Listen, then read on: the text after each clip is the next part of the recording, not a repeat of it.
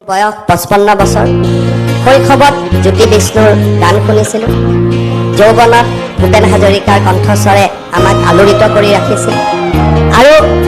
55 বছৰ বয়সত প্ৰায় ক'ব গ'লে 40 বছৰ বয়সৰ পৰা যোৱা 15টা 20টা বৰ্ষত জুবিন গাৰ্গৰ গীতে আমাক আলোড়িত কৰি ৰাখিছে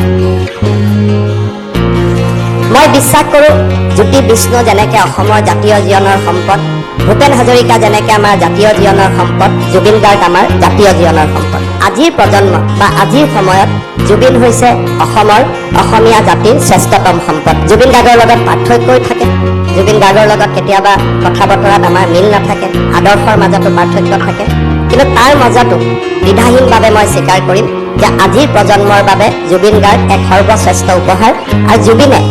বৰগীততো আমাক আধ্যাত্মিকতা দিয়ে মনত যেতিয়া দুখ আৰু বেদনাৰে মনটো পৰিপূৰ্ণ হৈ থাকে জুবিনৰ গানে আমাৰ বাবে সাৰথি হৈ পৰে বিহুৰ সময়ত জুবিনৰ গানে আমাক মতলীয়া কৰে আৰু জীৱনৰ আনন্দৰ সময়ত জুবিনৰ গানে সেই আনন্দক আৰু অৰ্থপূৰ্ণ কৰি তোলে আমাৰ প্ৰজন্মৰ বাবে আমি 3টা প্ৰজন্ম দেখিছোঁ আৰু তাৰ মাজত জুবিনৰ এক অন্যতম স্থান আছে জুবিনক লৈ জাতিয়ে গৌৰৱ কৰে আৰু জুবিনক লৈ জাতিয়ে গৌৰৱ কৰি ৰাতেৰ বুকু দেখা পাৰো তোমাৰ ছবি